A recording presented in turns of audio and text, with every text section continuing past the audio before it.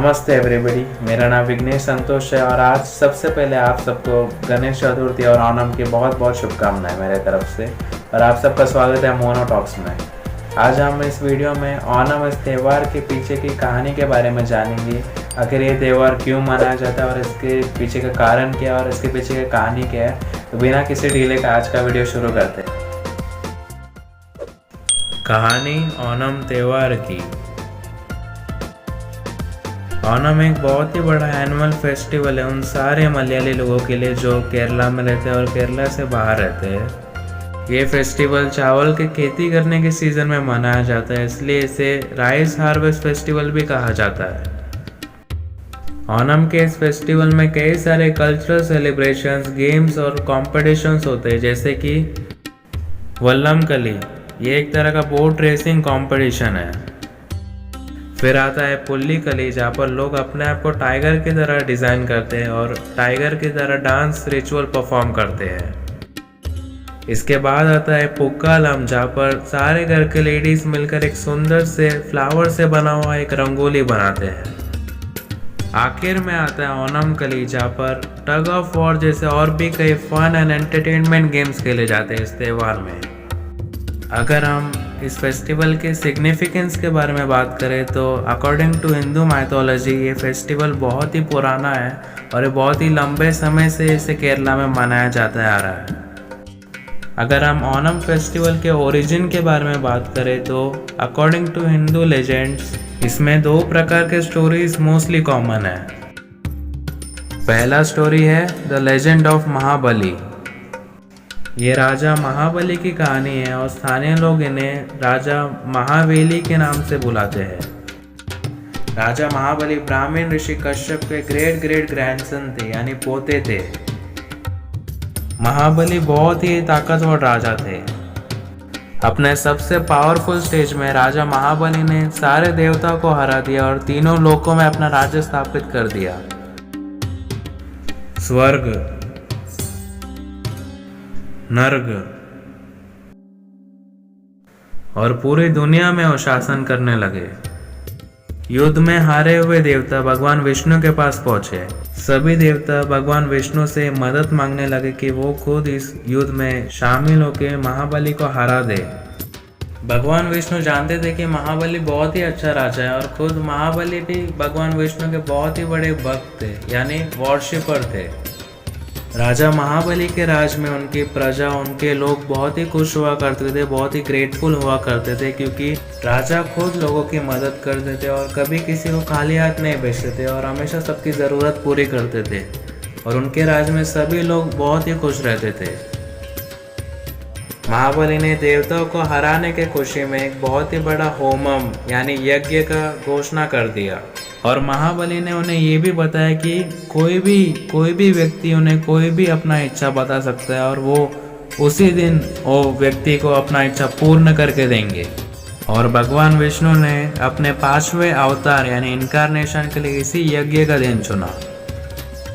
भगवान विष्णु ने एक छोटे से ब्राह्मण लड़के का रूप लिया जो कि आगे जाके वामन अवतार के नाम से जाने लगे।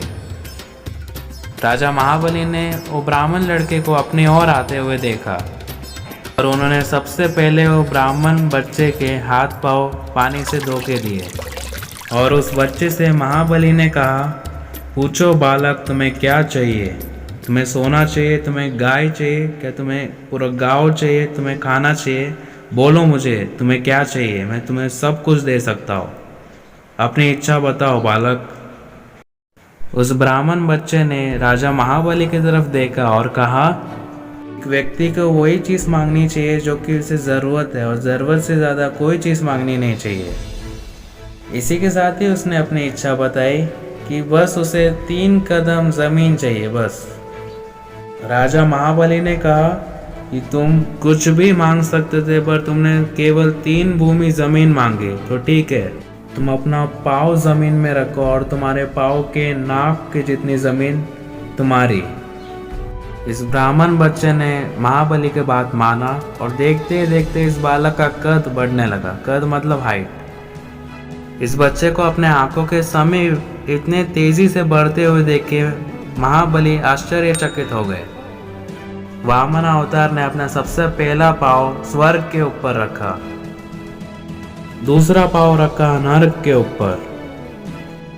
महाबली आश्चर्यचकित हो गए और उन्हें ज्ञात हुआ कि ये व्यक्ति और कोई नहीं, ये बालक और कोई नहीं बल्कि स्वयं भगवान विष्णु है उनके सामने। और उनके आंखों के सामने उन्होंने देवताओं से जीते गए स्वर्ग लोक और नर्क लोक को खो दिया। भगवान विष्णु ने कहा कि मेरी इच्छा के अनुसार मैंने 2 कदम जमीन पूरे कर दिए और अब एक आखिरी जमीन बाकी है, तो मैं अपना कदम कहाँ पर रखूँ महाबली? महाबली ने कहा आपकी इच्छा मेरा कर्तव्य है, मैं आपके सामने नतमस्तक हूँ और आप कृपा करके आपका तीसरा चरण मेरे माथे पर रख सकते हैं। भगवान विष्णु ने उनके आस्था को देखकर उन्हें एक वरदान दिया कि हर साल में एक दिन वो अपने राज्य में लौट सकते हैं और अपने लोगों से, अपनी प्रजा से मिल सकते हैं।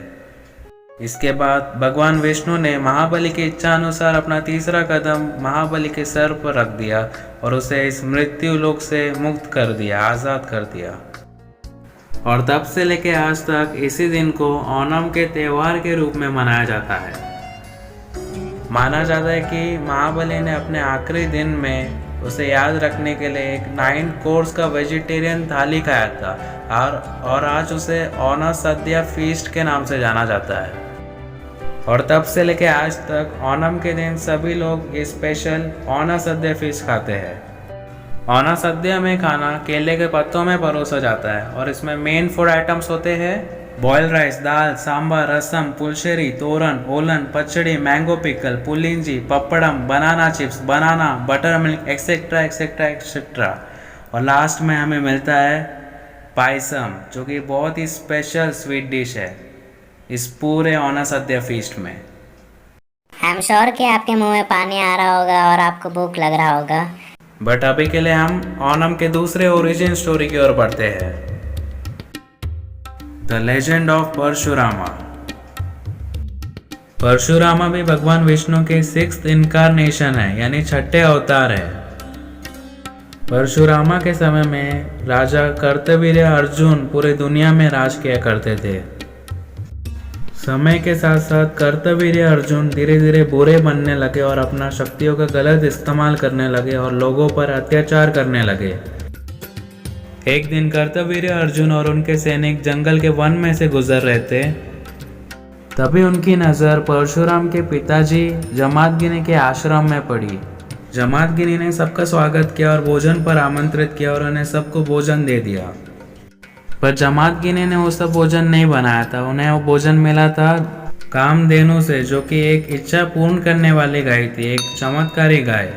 कार्तवीर्य अर्जुन ने कहा कि मुझे एक गाय दे दो जमादगिनी। जमादगिनी ने इस बात को मना कर दिया और गुस्से में आकर कार्तवीर्य अर्जुन ने उनका सर काट दिया। परशुरामा जब अपनी तपस्या पूर्ण करके जब शाम को घर पहुंचे तब उनको ये बात पता चला। उन्हें बहुत ही गुस्सा आया और वो क्रोध में निकल गए राजा को मारने के लिए। परशुरामा ने एक भी अधर्मी योद्धा को जिंदा नहीं बख्शा, सबको मौत के घाट उतार दिया।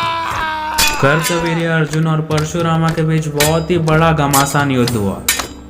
अंत में परशुरामा ने कार्तवीर्य अर्जुन के हजारों हाथें काट दी और उसको भी मौत के घाट उतार दिया और कामधेनु को फिर से लेके आए घर पे। और इसके बाद परशुरामा ने अपना परशु यानी एक्स जहाँ पर भी फेंका, जहाँ पर भी वो गिरा, वहाँ पर केरल का स्थापना हो गया। इसलिए ओणम को भी न्यू ईयर की तरह सेलिब्रेट किया जाता है, क्योंकि इसी दिन केरल का जन्म हुआ था, केरला क्रिएट हुआ था। मैंने जितना हो सके उतने छोटे से छोटे वे में इस स्टोरीज को एक्सप्लेन किया है और मैं कार्तवीर्य अर्जुन के ऊपर एक अलग सा वीडियो भी ज़रूर लाऊंगा। Till then thank you for watching my video. अगर आपको ये वीडियो अच्छा लगता है तो इसे लाइक कीजिए, शेयर कीजिए और सब्सक्राइब कीजिए और मुझे नीचे कमेंट में बताएं कि आपको ये वीडियो कैसा लगा।